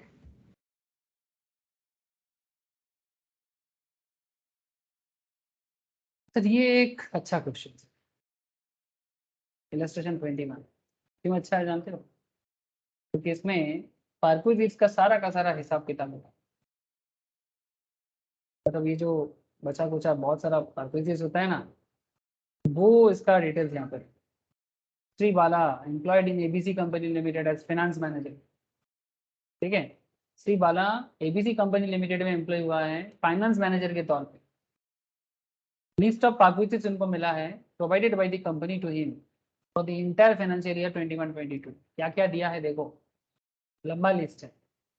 डोमेस्टिक सर्वेंट दिया, provided at the residence of Bala. Salary of domestic servant is 1500 per month. Servant was engaged by him and the salary is reimbursed by the company. तो कंपनी मतलब servant उसने रखा है, but company इसका salary reimburse कर दिया employer ने। इन case the company has employed the domestic servant, what is the value of perquisites? अगर बाय चांस ये एम्प्लॉय मतलब इस सर्वेंट को, डोमेस्टिक सर्वेंट को कंपनी ने एम्प्लॉय करता तो परक्विजिट्स का वैल्यू क्या होता? इस केस में बाला ने खुद रखा है, ठीक है।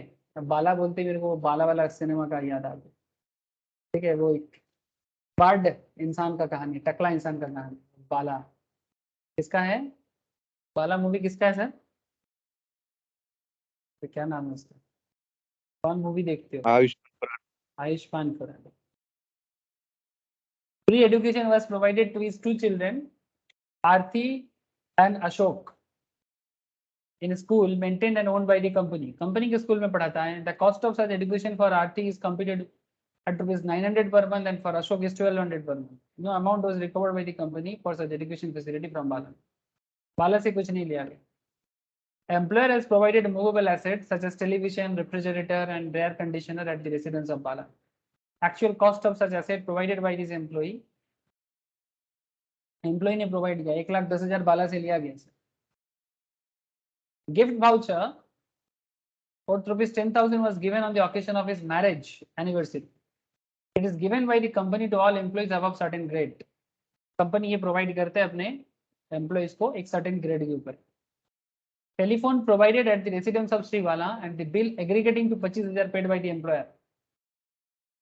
Housing loan 6% per annum. Amount standing on 1/4/2021 is 6 lakh. House loan बाकी है 1 अप्रैल 2021 में 6 लाख का हाउस लोन बाकी है. श्रीवाला pays 12,000 per month towards principal on the 5th of each month. Principal amount 12,000 करके उसने पे किया हर मंथ के 5 तारीख को.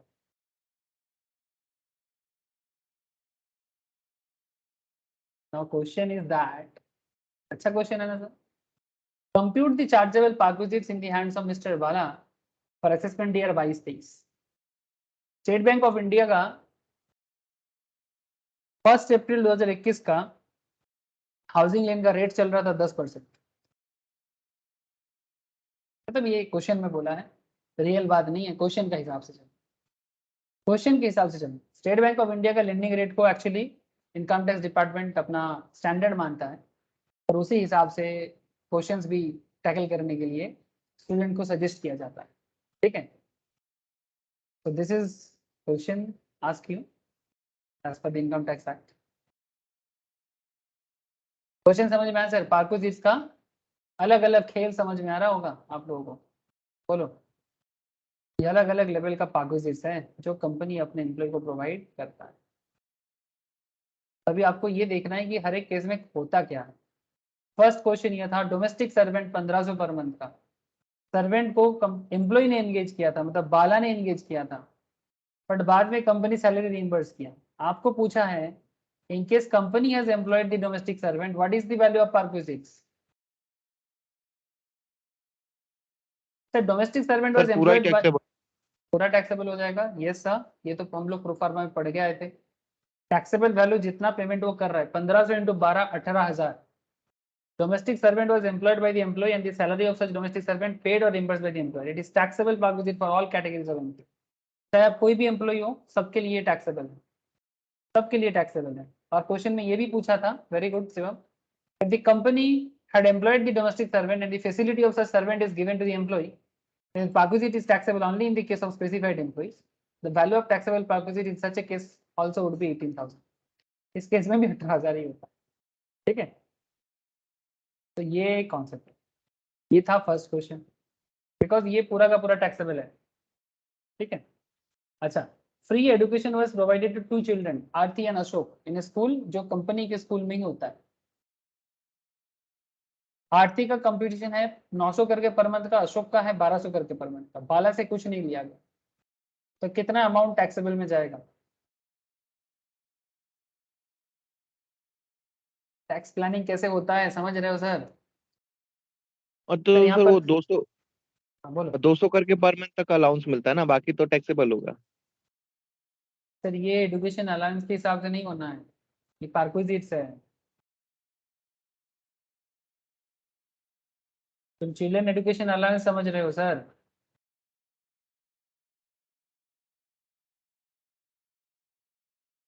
तुम इसको समझ रहे हो क्या? 300 per month per child, up to maximum of 2 children, ये समझ रहे हो क्या? हाँ, ऊपर 100 वाला जो है, नीचे वाला तो हॉस्टल है। हाँ सर, हाँ सॉरी 100 वाला, सॉरी नहीं सर ये नहीं है। पार्क्विजिट तो के अंदर है परक्विजिट में सर, अलग होगा। ये देखो, provisions of free or concessional education facilities for any member of employee's household, sum equal to the expenditure incurred by the employer minus amount paid or recovered from the employer. इसीलिए तो मैं proforma में इतना time देता हूँ sir. Where educational institution is maintained and owned by employee, अगर उसका खुद का इंस्टीट्यूशन होता है, जैसे कि टाटा रिलायंस देता है ना स्कूल, हाँ sir, Tata Birla, yes Birla sir. का स्कूल बहुत सारा होता है ना, टाटा बिरला, ये सब, इस सब में एम्प्लॉय का ही बच्चा लोग पढ़ता है। सीट खाली रहता है तो बाहर वाला आ सकता है। Where educational institution is maintained and owned by employer, cost of such education in similar institution in or near the locality, locality के आसपास में ऐसे स्कूल में कितना कॉस्ट पड़ता है वो हिसाब लगाओ, वहां से माइनस करो जो एम्प्लॉय से मिलता है, मतलब एम्प्लॉय से अगर कुछ दिया जाता है, मतलब अगर बाला अपने पॉकेट से कुछ दे रहा है। However, there would be no perquisites if the value of benefit per child does not exceed 1000 पर। अगर 1000 पर मंथ क्रॉस नहीं करता है तो उसको परक्विजिट नहीं माना जाता। ठीक है, अब perquisites are taxable only in case of specified employee, ये स्पेसिफाइड एम्प्लॉय के केस में टैक्सेबल होता है। और इंटरेस्ट फ्री का बात बाद में करता हूं मैं आपको, बट पहले इस क्वेश्चंस को सॉल्व करें। तो इन आवर एग्जांपल,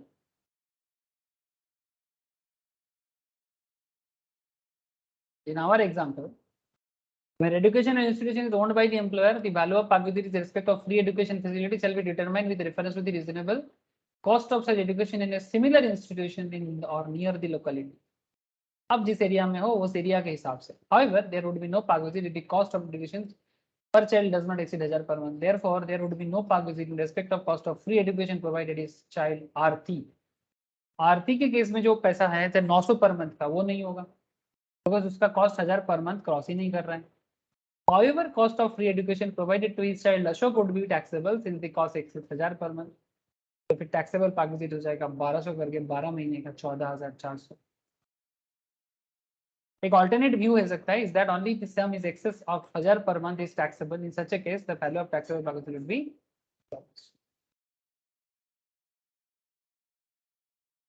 समझे?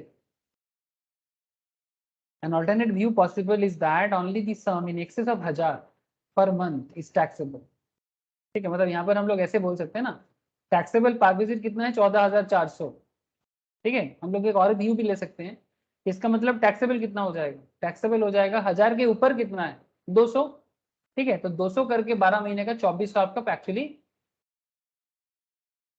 परक्विजिट वैल्यू हो जाएगा, मतलब 14400 आपका टैक्सेबल परक्विजिट्स है। बट एक और भी व्यू आता है सर, ऑल्टरनेट व्यू पॉसिबल कि 1000 से कितना एक्स्ट्रा मिल रहा है, तो इस केस में value of perquisite would be, perquisite value actual कितना हो जाएगा 2400।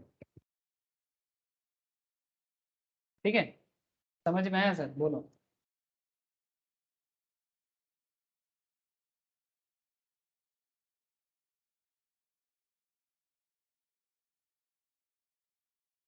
समझ में आ गया? Yes sir. तो ये तो था स्कूल का हिसाब सर। अब था मूवेबल एसेट का एक हिसाब, क्वेश्चन था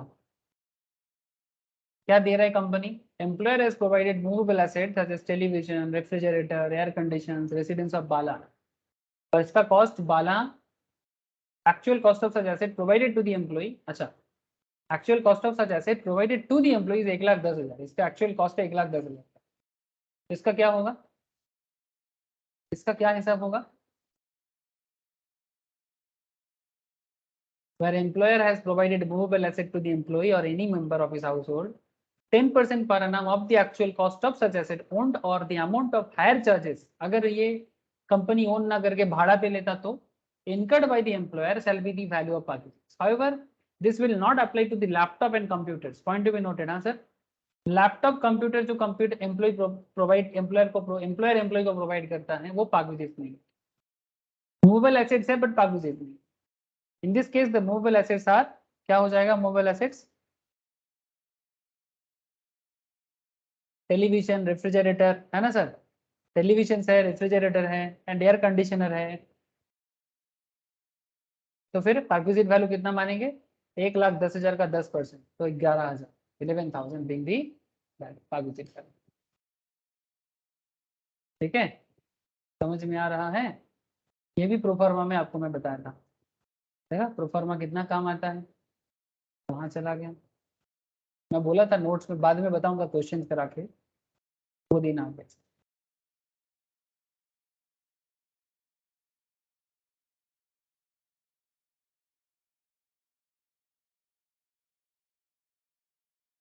यूज ऑफ मूवेबल एसेट्स है ना, इसके बारे में बोला था सर। और क्या है sir? Employer provide gift voucher worth ₹10,000 was given on the occasion of his marriage anniversary. It is given by the company to all employees above certain grade. इसका क्या करें? Tell me sir. 10,000 का तो taxable हो जाता है ना? इसका भी 2 पॉइंट ऑफ व्यू आता है sir.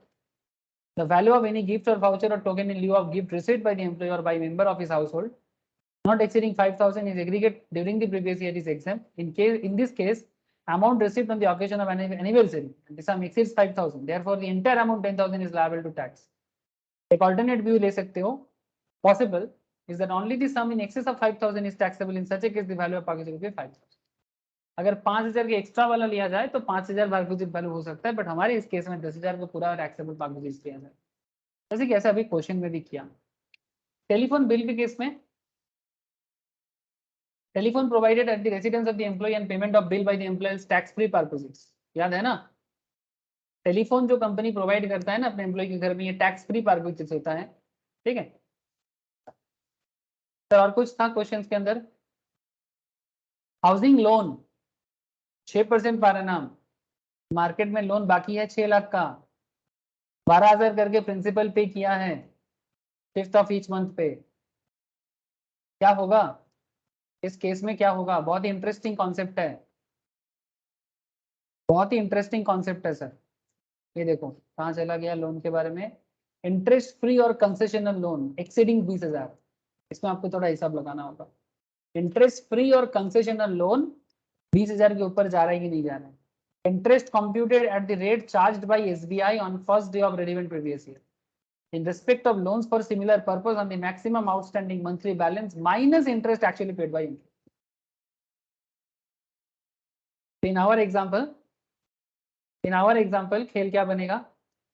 So the value of benefit of the assessee resulting from the provision of interest free or concessional loan made available to the employee or any member of his household during the relevant previous year by the employer or any person on this behalf we determine as the sum equal to the interest computed at the rate charged per annum by the State Bank of India first day of the relevant previous year. ठीक है, previous year के first day में जो rate है उसको माना जाए। ऐसे तो रेपो चेंज होता रहता है, रेट भी चेंज होता रहता है, तो फिर रेट फ्लक्चुएट करेगा तो हिसाब नहीं कर पाएंगे ना, इसलिए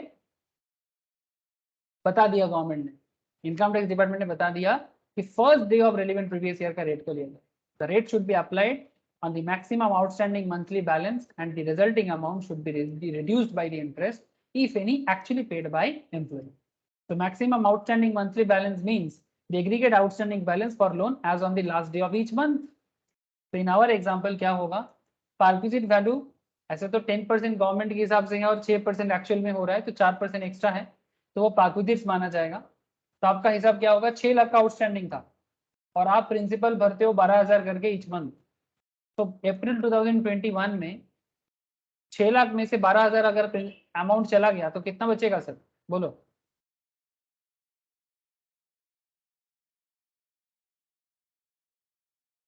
सर समझ में आ रहा है?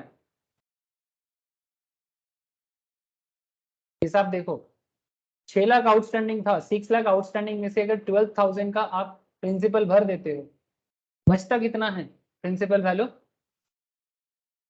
6 लाख माइनस 12,000 करने से 5,88,000 आता है क्या? Yes sir. 5,88,000 से नेक्स्ट मंथ फिर से 12,000 भरने से 5,76,000 आता है क्या? नहीं आता है? हाँ अच्छा हाँ आता है। आता है। 76 से फिर 12,000 लेस करोगे तो 5,64,000 आ जाएगा। हाँ इस तरह से 12,000 करके ईच एवरी मंथ में आपका प्रिंसिपल वैल्यू मतलब आउटस्टैंडिंग वैल्यू कम होता जाएगा। ठीक है, और perquisite value at 4% for the month, तो क्या हिसाब होगा इसका? Perquisite value at 4% for the month कैसे आएगा बोलो? परक्विजिट वैल्यू कैसे आया बोलो तो 10% एसबीआई का रेट है और आप कितना दे रहे हो? 6%। आपका करेंट रेट चल रहा है 6%, तो 10% के हिसाब से आपका बेसिकली होगा। 6% आपको मिला है कंपनी की तरफ से और मार्केट में चल रहा है 10% एज पर दी करेंट प्रीवियस ईयर, तो 4% का वैल्यू आपका क्या माना जाएगा? परक्विजिट माना जाएगा। तो ये 4% का हिसाब कैसे होगा समझ में आया आपको? बोलो सर यस सर। कैसे हुआ बोलो? 1960, 1920, 1880 कैसे आया बोलो?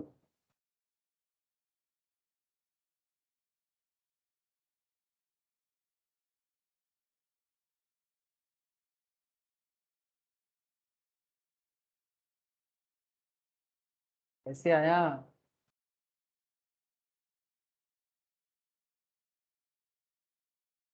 ये कैसे आया ये बताओ?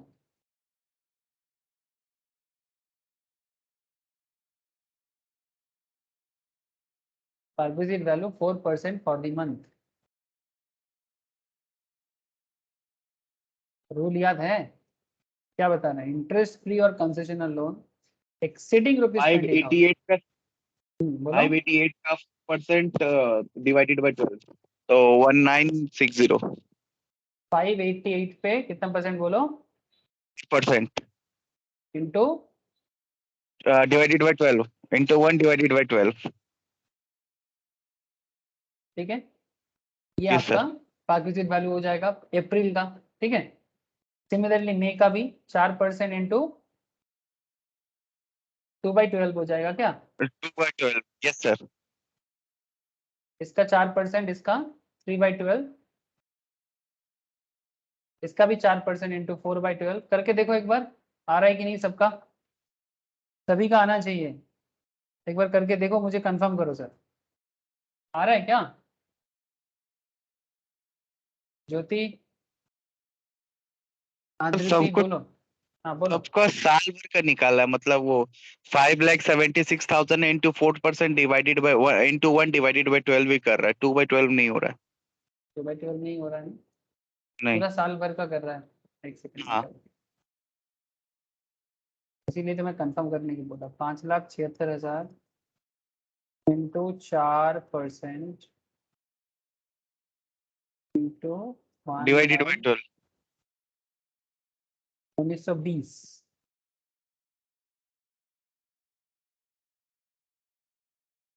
अच्छा, सभी का साल भर का चल रहा है, मतलब पूरा एनुअली इसका होगा। पूरा मंथ का वैल्यू पूरा साल भर का 12 महीने के हिसाब से ही होगा। सिमिलरली 4,56,000 का भी वही हो रहा है क्या? देख लेते हैं। 4,56,000 इंटू 4% इंटू 1/1520। अच्छा सर, सॉरी सर, ये बेसिकली पूरा साल भर का हिसाब ही होगा sir. Annual interest rate calculate कर रहे हैं तो पूरा साल भर का 12 महीने का इंटरेस्ट कितना होगा वही मान रहे हैं। ठीक है, जो भी आपका आउटस्टैंडिंग वैल्यू है उसके हिसाब से। तो इंटरेस्ट अमाउंट अगर आप इस तरह से कैलकुलेट करते जाओगे, अगर इस तरह से इंटरेस्ट अमाउंट कैलकुलेट, ये कैसे हुआ पता है ना? 6 लाख आउटस्टैंडिंग था, 12,000 करके माइनस करते गए और ये वैल्यू अप्रैल से मार्च तक का रखा। ठीक है, और फिर इसके ऊपर 4% into 1/12 in each case, sorry sir वो 2/12 नहीं होगा, ईच केस में 1/12 1/12 1/12 साल भर का हुआ है। ठीक है, तो आपका टोटल वैल्यू आया 20,880। ठीक है, आपका टोटल वैल्यू आया 20,880, 20,880। ठीक है, तो अगर 20,880 आपका आ रहा है तो total value of taxable perquisites कितना हो जाएगा सर?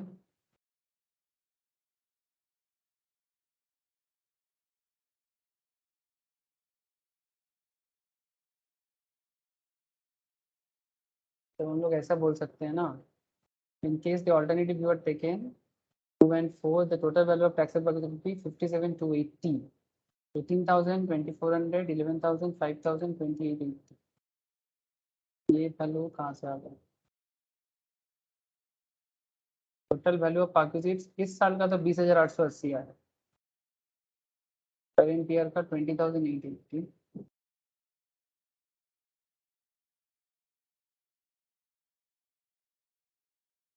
क्वेश्चन में क्या बोला था एक बार देख लेता हूँ. हाउसिंग लोन 6% पर annum. Amount outstanding 1 for 2021 6 lakh. Sri Bala pays 12,000 per month towards principal on 5th of each month. Compute chargeable parquisite of Mr. Bala. Lending rate of space VI 10% लिया गया. 1880 तो क्लियर हुआ sir. ये बाकी amount का क्या है?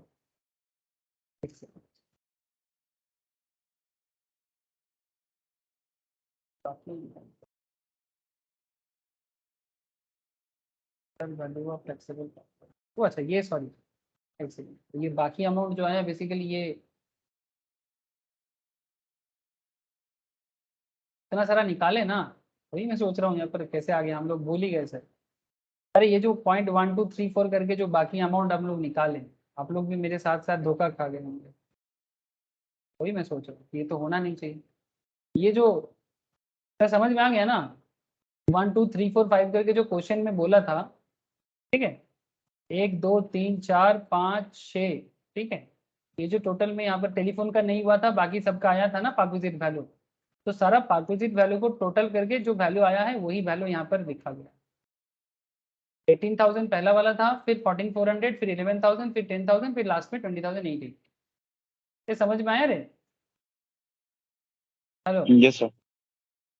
कुल मिला के आपका 74,280 का पार्क्विजिट होता है. अब मैं भूल गया था कि मैं क्वेश्चन के साथ था, मैं तो पूरा सोचने लग गया कि सर मैं सिर्फ हाउसिंग लोन देख रहा था, सॉरी. ठीक है, क्लियर हुआ सर बात? बोलो. अच्छा क्वेश्चन था, ये बहुत ही अच्छा क्वेश्चन था. Question number illustration 21. पार्क्विजिट्स का पूरा एकदम क्रिटिकल एनालिसिस यहाँ पर होके रखा है. ठीक है, तो इसी तरह से आप लोग घर पे बाकी इलस्ट्रेशन ट्राई करना है सर आप लोगों को. इलस्ट्रेशन 20 आप लोगों को प्रॉब्लम एक इलस्ट्रेशन पे होने वाला है मुझे लगता है. ट्राई कीजिएगा, अगर फिर भी नहीं होता है तो मैं नेक्स्ट दिन समझा दूंगा, फिर एक न्यू चैप्टर भी स्टार्ट करूंगा, बट मस्ट ट्राई सर. ठीक है, ये वाला क्वेश्चन एक बार जरूर देखना सर. लीव ट्रैवल कंसेशन, ठीक है, बहुत ही फेमस आता है. ठीक है, leave travel concession that is illustration 12, illustration 11 and 12. Leave travel concessions का मैंने आप लोगों को ऑलरेडी प्रोविजंस बता के रखा. एक बार प्रोविजंस देख लेना, कोई डाउट हो तो मुझे पूछ लेना सर. ठीक है, ऐसे बहुत सारा. ये वाला एक इलस्ट्रेशन 10 थोड़ा तंग कर सकता है, ट्राई करना एक बार, अगर समझ में नहीं आता है मैं नेक्स्ट दिन समझाऊंगा. ठीक है, तो इलस्ट्रेशन 8 से लेके मेरा आपको इतना बताना सर, इलस्ट्रेशन 8 से लेके 20 करोगे ना. हेलो, 12 क्वेश्चन है सर होमवर्क पे. इलस्ट्रेशन 8 से लेके 20 तक हो जाना चाहिए. क्या सर बोलो, ट्राई करोगे? यस अरे सर. ट्राई जरूर करना है. ठीक है, रिएक्शिव हो जाएगा से. नील, आदित्य, क्लास समझ में आएगी नहीं इतना बताओ मुझे.